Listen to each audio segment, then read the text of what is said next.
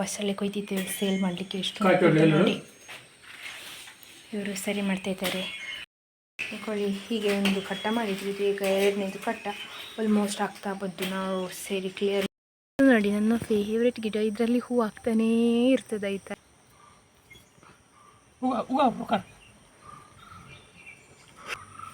ಹೌದಲ್ಲ ಕಾಜು, ಬಂದು ಬಸಳೆಯಲ್ಲಿ ಈ ಥರದೊಂದು ಕಾಯಿ ಆಗ್ತದೆ ಆಯಿತಾ. ಅಂದರೆ ಅದು ಬಿಡೋದೇ ಇಲ್ಲ ನಮಗೆ ಎಷ್ಟು ದೊಡ್ಡದಾಗಲಿಕ್ಕೆ ಕೂಡ. 6 ವರ್ಷಗಳ ನಂತರ ಹಾಕಿದ್ದ ಆಯಿತಾ, ಅದು ಖುಷಿಯಲ್ಲಿ ತಿಂತಾ ಇದ್ದಾರೆ. ಹಾಯ್ ಎಲ್ರು ಕೂಡ ನಮಸ್ಕಾರ. ಎಲ್ಲರೂ ಹೇಗಿದ್ದೀರಾ? ಎಲ್ಲರೂ ಆರಾಮ ಸೌಖ್ಯ ಅಂತ ಅಂದ್ಕೊಳ್ತಿದ್ದೇನೆ. ನಾನು ನಿಮ್ಮ ಅನುಷಾಕ್ಷ ನಾಯಕ್. ಹಾಗೆ ನನ್ನ ಚಾನಲನ್ನು ನೀವು ಮೊದಲ ಸರಿ ನೋಡ್ತಿದ್ದೀರಾ ಅಂದರೆ ಪ್ಲೀಸ್ ಸಬ್ಸ್ಕ್ರೈಬ್ ಮಾಡಿ, ಎಲ್ಲರೂ ಬೆಲ್ಲೈಕನ್ ಒತ್ತಿ, ಹಾಗೆ ನಿಮ್ಮ ಫ್ಯಾಮಿಲಿ ಫ್ರೆಂಡ್ಸ್ ಒಟ್ಟಿಗೆ ಶೇರ್ ಮಾಡೋದನ್ನು ಕೂಡ ಮರಿಬೇಡಿ. ಇವತ್ತಿನ ವ್ಲಾಗ್ ಸ್ಟಾರ್ಟ್ ಮಾಡುವ, ಲೆಟ್ಸ್ ಗೋ. ನಾವು ಬಸ್ಸಲ್ಲಿ ಕೊಯ್ತಿದ್ದೇವೆ ಸೇಲ್ ಮಾಡಲಿಕ್ಕೆ. ಎಷ್ಟು ನೋಡಿ ಇವರು ಸರಿ ಮಾಡ್ತಾ ಇದ್ದಾರೆ, ಅಪ್ಪ ಕಟ್ಟ ಮಾಡ್ತಾ ಇದ್ದಾರೆ. ಹಾಗೆ ಒಬ್ಬರು 2 ಶಾಪಿಗೆ ಕೊಡೋದು, ಒಬ್ಬರೊಂದು 6 kg ಕೇಳ್ತಾರೆ, ಉಳಿದದ್ದು ಇವರು ಕಡಬಕ್ಕೆ ಕೊಂಡೋಗ್ತಾರೆ. ಯಾರಿಗೆ ಹೇಗೆ ಬೇಕು ಹಾಗೆ ಕಟ್ಟ ಮಾಡಿ ಕೊಡೋದು. ಇದು ಕಡಬಕ್ಕೆ ಕೊಡಲಿಕ್ಕೆ ಅಷ್ಟುಂಟು ನೋಡಿ ಬಸ್ಸಲ್ಲಿ. ಎಷ್ಟಿರ್ಬೋದು ಗನ್ನ ಅಂದಾಜಿ? ಎಷ್ಟಿರ್ಬೋದು? ಹಾಂ 15. ಬಾಬಾ ವಾಲ್ ಕಿತ್ತಿ ತೂಕ ಸಾದ ಈ ಹಾಂ ಇಬ್ಬರದ್ದು ಗೆಸ್ ಕೂಡ ಕರೆಕ್ಟ್ ಉಂಟು. 15 kg ಮೇಲೆ ಇರ್ಬೋದಂತೆ. ಯಾರಾದರೂ ಇದ್ದರೆ ನಾನು ಲಾಗ್ ಹಾಕುವಾಗ ಸೇಲ್ ಆಗಿರ್ತದೆ. ಕೊಳ್ಳಿ ಹೀಗೆ ಒಂದು ಕಟ್ಟ ಮಾಡಿದ್ವಿ, ಈಗ ಎರಡನೇದು ಕಟ್ಟ ಆಲ್ಮೋಸ್ಟ್ ಆಗ್ತಾ ಬಂದು ನಾವು ಸೇರಿ ಕ್ಲಿಯರ್ ಮಾಡಿದ್ವಿ. 1/2 hour ಆಯಿತು ನಮಗೆ ಇದೆಷ್ಟು ಕ್ಲಿಯರ್ ಮಾಡಿ. ಅಂದರೆ ಹೀಗೆ ಸಪ್ರೇಟ್ ಮಾಡಿ ಕಟ್ಟಕ್ಕಿಟ್ಟು ಕೊಡಲಿಕ್ಕೆ ಅಪ್ಪನಿಗೆ. ಇದನ್ನು ಕಡಬಕ್ಕೆ ಕೊಂಡೋಗ್ತಾರೆ, ಇದು ಕೈ ಕಂಬಕ್ಕೆ. ನಾನು ಬಂದು ನೋಡ್ತಾ ಇದ್ದೆ ಎಂತ ಮಾಡ್ತಾರೆ ಇವರೆಲ್ಲರೂ ಅಂತ. ಅಲ್ಲ ಕಜ್ಜು, ಎಂತ ಮಾಡೋದನ್ನು ನನಗೆ ಹೆಲ್ಪ್ ಮಾಡಲಿಕ್ಕಾಗಿದ್ದರೆ ಮಾಡ್ತಿದ್ದ.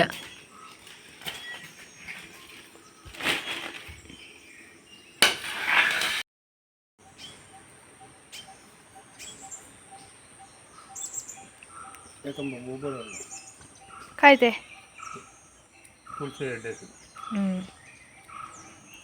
ಸ್ವಲ್ಪ ಗಿಡ ಮುದುರಿದಾಗ ಅನಿಸ್ತಾ ಉಂಟಂತೆ ಅಪ್ಪನಿಗೆ. ಅದಕ್ಕೆ ಸ್ವಲ್ಪ ನೀರು ಹಾಕಬೇಕು ಅಂತ ಹೇಳ್ತಾ ಇದ್ರು.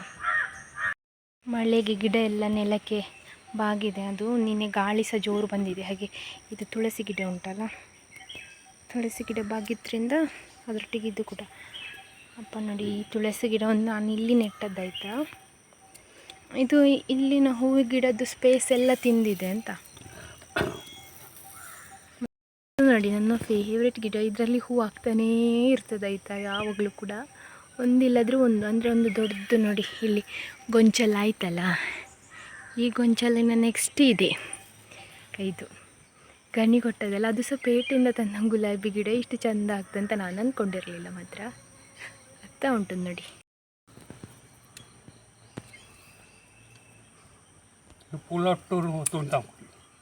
ಕಿತ್ತಲೆ ಬಾಬಾ. ಹಾಂ, ಇದು ರೇರ್ ತುಳಸಿ. ಅದಕ್ಕೆ ಅಪ್ಪ ಇದನ್ನು ಸೀಡ್ಸ್ ಸಣ್ಣ ಉಂಟಲ್ಲ ಅದು ತಗೊಂಡೋಗಿ ಅಲ್ಲಿ ಬಿಸಾಡಿದರೆ ಆಗ್ತದಲ್ಲ ಬೇರೆ ಕಡೆ. ನಮ್ಮಲ್ಲಿ ತುಳಸಿ ಬೇಕಾದಷ್ಟು ಉಂಟು. ಇದು ನೋಡಿ. ಕಾಜು ಬಿ ಬಂದ. ಕಾಜು ಕಾಜು ಬಿ ಅಂದರೆ ಎಂತ ಗೊತ್ತಾ? ಗೇರು ಹಣ್ಣಿದು ಬೀಜಕ್ಕೆ ಹಾಗೆ ಹೇಳೋದು ನಾವು ಕಾಜು ಬಿ ಅಂತ. ಅಪ್ಪನಿಗೆ ಹೋಗು ಹೆಲ್ಪ್ ಮಾಡು, ಹೋಗು, ಆಗ್ತದಾ ಅಂತ ಕೇಳು ಎಂತ ಹೆಲ್ಪ್ ಮಾಡಬೇಕು ಅಂತ.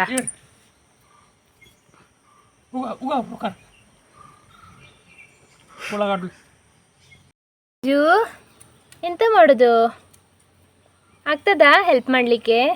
ಅವ ಆಗಸ ಅಷ್ಟೇ ಬಸಳೆಗೆ ಕೊಯ್ಯುವಾಗ ಕಟ್ಟ ಮಾಡಲಿಕ್ಕೆ ಬಂದಿದ್ದ. ಅವನಿಗೆ ಹೆಲ್ಪ್ ಮಾಡಬೇಕು ಅಂತ ಅನಿಸ್ತದೆ ಕಾಣ್ತದೆ, ಆದರೆ ಹೆಲ್ಪ್ ಮಾಡಲಿಕ್ಕೆ ಗೊತ್ತಿಲ್ಲ.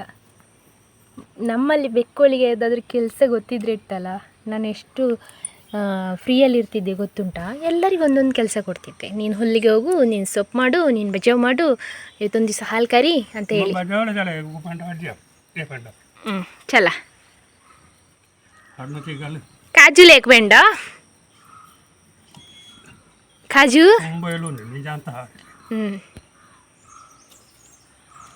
ಕಾಜು ಕ್ಯೂಟ್ ಆಗಿದ್ದಾನಲ್ಲ ನನ್ನ ಕಾಜು. ಹೌದಲ್ಲ ಕಾಜು? ಬಂದು ಬಂದು ಕ್ಯಾಮರಾಗೆ ಪಪ್ಪಿ ಕೊಡೋದವ. ಫೆಬ್ರವರಿ 27ಕ್ಕೆ ಯಾರ್ದೆಲ್ಲ ಬರ್ತ್ಡೇ ಉಂಟು ನಿಮಗೆಲ್ಲರಿಗೂ ಕೂಡ ಹ್ಯಾಪಿ ಬರ್ತ್ಡೇ, ಹುಟ್ಟುಹಬ್ಬದ ಹಾರ್ದಿಕ ಶುಭಾಶಯಗಳು. ಯಾವಾಗಲೂ ಖುಷಿಯಾಗಿ ನಗ್ತಾ ಇರಿ. ಹಾಗೆ ಫೆಬ್ರವರಿ 27ಕ್ಕೆ ಯಾರ್ದೆಲ್ಲ ಬರ್ತ್ಡೇ ಉಂಟು ಅವರಿಗೆ ಈ ವ್ಲಾಗನ್ನು ಶೇರ್ ಮಾಡಿ ಹ್ಯಾಪಿ ಬರ್ತ್ಡೇ ಹೇಳೋದನ್ನು ಮರಿಬೇಡಿ. ಇಲ್ಲಿಗಿಂತ ಫುಲ್ಲು ಬ್ಯುಸಿ ಇದೆ. ಇಲ್ಲಿ ಇಷ್ಟು ಹುಲ್ಲು ಸುಮಾರು ಇತ್ತು, ಅದನ್ನೆಲ್ಲ ಕ್ಲೀನ್ ಮಾಡಿದೆ. ಮತ್ತು ಕೆಲವು ಪಾಟಲ್ಲಿ ಮೊನ್ನೆ ನಾನು ತರಕಾರಿ ಬೀಜ ಹಾಕಿಡ್ತಾ ಪಾಟಲ್ಲಿ ಯಾವುದ್ರಲ್ಲಿ ಸಹ ಬೆಳೀಲಿಲ್ಲ, ಹಾಗೆ ಅದನ್ನೆಲ್ಲ ಬಿಸಾಡಿಬಿಟ್ಟೆ. ನಾನು ಹಾಕಿದ್ರಲ್ಲಿ ಒಂದು ಬೆಳೆದು ಅಂತ ಹೇಳಿದರೆ ಸೂರ್ಯಕಾಂತಿದು ಗಿಡ ಮಾತ್ರ ಆಯಿತಾ.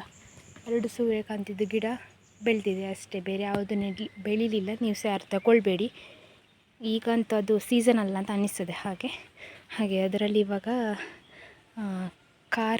ಹಾಗಲಕಾಯಿ ಉಂಟಲ್ಲ, ಅದರದ್ದು ಬಳ್ಳಿ ಬಿಟ್ಟದ್ದು ಉಂಟು. ಅದಕ್ಕೆ ಅದರ ಸುತ್ತ ಕ್ಲೀನ್ ಮಾಡಲಿಕ್ಕೆ ಹೇಳಿದ್ದಪ್ಪ. ಅದನ್ನೆಲ್ಲ ಕ್ಲೀನ್ ಮಾಡಿ ಹೂವಿನ ಗಿಡದಲ್ಲಿರೋದು ಎಕ್ಸ್ಟ್ರಾ ಸಾಲಲ್ಲಿದ್ದ ಎಕ್ಸ್ಟ್ರಾ ಹುಲ್ಲು ಮತ್ತು ಎಂತೆಂತೆಲ್ಲ ಇತ್ತು, ಅದನ್ನೆಲ್ಲ ಕಿತ್ತು ಬಿಸಾಡಿ ಆಯಿತು. ಮತ್ತೇನು ಗೊತ್ತುಂಟ, ಈ ತುಳಸಿ ಗಿಡ ಉಂಟಲ್ಲ ಆಗಲಿಕ್ಕೆ ಚೆಂದ ಆಗ್ತದೆ, ಅದು ನಮ್ಮ ಗಿಡವನ್ನು ಹಾಳಾಗ್ತದೆ ಅಂತಂದರೆ ಅದಕ್ಕೆ ಹಾಕೋದು ಸಹ ಇದು ಎಳ್ಕೊಂಡು ಇಡೀ ದೊಡ್ಡದಾಗಿ ಬೆಳೀತದೆ. ಇದಕ್ಕೆ ಉಸಿರು ಕಟ್ಟುವ ಹಾಗೆ ಅನ್ನಿಸ್ತದೆ. ಅದಕ್ಕೋಸ್ಕರ ಇನ್ನೂ ಸಹ ಸ್ವಲ್ಪ ಕ್ಲೀನಿಂಗ್ ಉಂಟು. ಅದು ನಾನು ಸಂಜೆ ಮೇಲೆ ಮಾಡೋದು. ಅಂದರೆ ನನಗೆ ಒಂದು ಕಟ್ಟ ತೊಟ್ಟಿಂದ ಹುಲ್ಲು ತಂದಾದಮೇಲೆ ಇಲ್ಲೆಲ್ಲ ಕ್ಲೀನ್ ಮಾಡಿ ಇಲ್ಲಿ ಕ್ಲೀನ್ ಮಾಡಬೇಕು, ಯಾಕಂದರೆ ಇಲ್ಲಿ ಬಲ್ಲೆ ಆಗಿದೆ. ಅದಕ್ಕೋಸ್ಕರ ಮತ್ತೀಗ ಬಿಸಿಲು ಕೂಡ ಜಾಸ್ತಿ ಆಯಿತು, ಅದಕ್ಕೋಸ್ಕರ ಮಧ್ಯಾಹ್ನ ಮೇಲೆ ಕ್ಲೀನ್ ಮಾಡೋದು. ಇಲ್ಲಿ ಸಂಜೆ ಆಗ್ತಿದ್ದಾಗೆ. ನಿನ್ನೆ ಮಳೆ ಬಂದಿದೆ ಅಲ್ಲ, ಹಾಗೆ ತರಗೆಲೆ ತರಲಿಕ್ಕೆ ಬೆಳಿಗ್ಗೆ ಆಗಲಿಲ್ಲ ನಮಗೆ. ಬೆಳಿಗ್ಗೆ ಮತ್ತು ನಮಗೆ ಬಸಳೆದು ಕೆಲಸ ಇತ್ತಲ್ಲ, ಹಾಗಾಗಿ ತರಲಿಕ್ಕೆ ಹೋಗಲಿಲ್ಲ. ಅಪ್ಪ ಇವಾಗ ಹೋಗ್ತಾನೆ, ಎಷ್ಟು ರಾಶಿ ಮಾಡಲಿಕ್ಕೆ ಆಗ್ತದೆ, ಕಟ್ಟಲಿಕ್ಕಾದರೆ ತಗೊಂಡು ಬರುವ, ಏನಾದ್ರು ಗೋಣಿ ತುಂಬಿಸಿ ತಗೊಂಡು ಬರುವ ಅಂತ ಹೇಳಿದರು.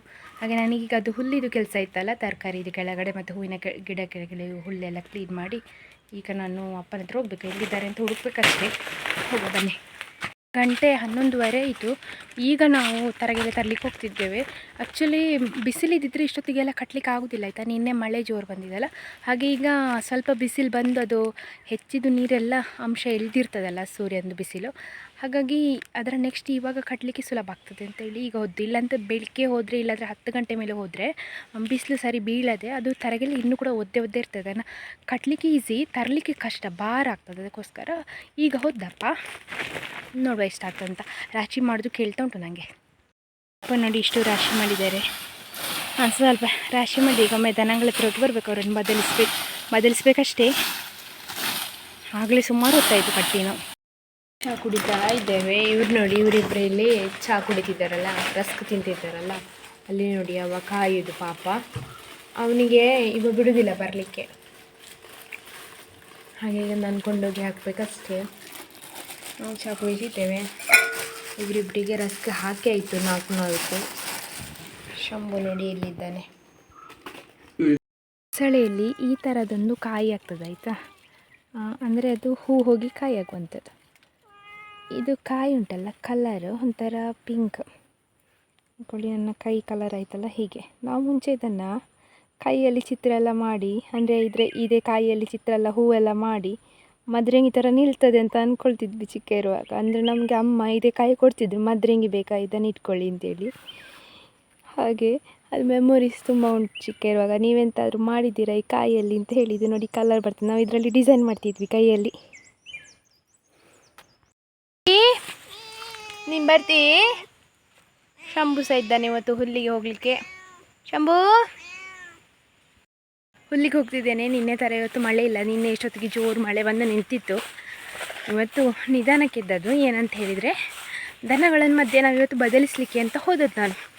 ದೊಡ್ಡವಳನ್ನು ಬಿಟ್ಟ ತಕ್ಷಣ ಅವಳು ಸೀದಾ ಮನೆಗೆ ಓಡಿ ಬಂದು ನೀರು ಕುಡಿಲಿಕ್ಕೆ ಕಾಣ್ತದೆ. ಹಾಗೆ ಡ್ರಮ್ಮಲ್ಲಿರುವ ನೀರೆಲ್ಲ ಕುಡಿದು ಹಟ್ಟಿಯಲ್ಲೇ ನಿಂತರು. ಇಬ್ಬರನ್ನು ಕಟ್ಟಿ ಮತ್ತು ಊಟ ಮಾಡಿ ಮಲಗಿದ್ದು. ಇಲ್ಲಾಂದರೆ ದನಗಳು ಹೊರಗಿದ್ರೆ ನನಗೆ ಅವ್ರನ್ನ ಕರ್ಕೊಂಡು ಬರ್ಲಿಕ್ಕೆ ಹೋಗ್ಲಿಕ್ಕೆ ಉಂಟಲ್ಲ ಅಂಥೇಳಿ ಮೈಂಡಲ್ಲಿರುವಾಗ ಬೇಗ ಎಚ್ಚರಾಗಿ ಬಿಡ್ತದೆ. ಬೇಗ ಎಚ್ಚರಾಗಿ ಹೋಗಿ ಮತ್ತೆ ಕರ್ಕೊಂಡು ಬರೋದು ಅವ್ರನ್ನ. ಮತ್ತೆ ಅವ್ರನ್ನ ಕರ್ಕೊಂಡು ಬಂದಮೇಲೆ ಚಹಾ ಕುಡಿದು.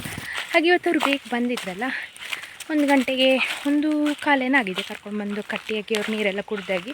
ಮತ್ತು ಬೆಳಿಗ್ಗೆ ಹುಲ್ಲು ಹಿಡ್ದಿದ್ದೆಲ್ಲ, ಹೂ ಗಿಡದ ಕೆಳಗಿದ್ದದ್ದು ಮತ್ತು ತರಕಾರಿ ಗಿಡದ ಕೆಳಗಿದ್ದದ್ದು ಅದನ್ನು ಹಾಕಿ ಬಿಟ್ಟೆ. ಈಗ ಚೆಂದ ತಿಂದು ಕೂತ್ಕೊಂಡಿದ್ದಾರೆ ಇಬ್ಬರು. ನಾನೀಗ ಸಂಜೆದು ಹುಲ್ಲಿಗೆ ಬಂದೆ. ಎಂತ ಸಿಕ್ಕಿತನ್ನ ಶಂಭು? ಸಿಕ್ಕಿತನ್ನ? ಎಂತ ಸಿಗಲಿಲ್ಲ. ಇಬ್ಬರು ಕಾಯ್ತಾ ಇದ್ದಾರೆ ನಾನೇನಾದರೂ ಕೊಡ್ತೇನೆ ಅಂತ. ಈಗ ಅಲ್ಲಿ ಒಂದು ಸತ್ತಿದೆ ಅಲ್ಲ, ಇದು ತಗೊಂಡು ಹೋಗು. ಈಗ ನೀತೀಗ ಡೈಲಿ ಬರ್ತೇನೆ ನನ್ನೊಟ್ಟಿಗೆ. ಇದು ಸತ್ತಿತ್ತು, ನಾನು ಸಾಯಿಸಿದಲ್ಲ ಆಯಿತಾ. ಇರುವೆಗಳು ಕೊಂಡೋಗ್ತಿದ್ರು, ನಾನು ಅವ್ರ ಹತ್ರದಿಂದ ತೆಕೊಂಡು ಇವನಿಗೆ ಕೊಟ್ಟೆ. ಇವನಿಗೆ ತಿನ್ನಲಿಕ್ಕೂ ಗೊತ್ತಾಗೋದಿಲ್ಲ, ಬೆರಳೇ ನುಂಗುತ್ತಿದ್ದಾನೆ. ಆಯಿತು ಹೋಗುವ, ಮನೆಗೆ ಹೋಗುವ, ಊಟ ಹಾಕ್ತೇನೆ ಮನೆಗೆ ಹೋಗಿ. ಶಂಭು ಹೋಗುವ. ಫುಲ್ಲಾಯಿತು.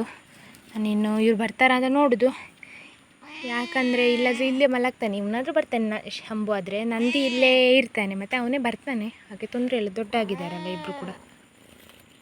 ನಾನು ಮನೆಗೆ ಹೋಗ್ತಾ ದಾರಿಯಲ್ಲಿ ಒಂದು ಗೊನೆ ಉಂಟು, ಅದು ನಾನು ಮೊನ್ನೆ ನೋಡುವಾಗ ಸಾಧಾರಣ ಬೆಳೆದಿತ್ತು. ಇನ್ನೊಂದು ಸ್ವಲ್ಪ ದಿವಸ ಹೋಗಲಿ ಕೊಯ್ಲಿಕ್ಕೆ ಅಂತ ಹೇಳಿ ಬಿಟ್ಟಿದ್ದೆ, ಮತ್ತು ಮರ್ತೆ ಹೋಗಿತ್ತು.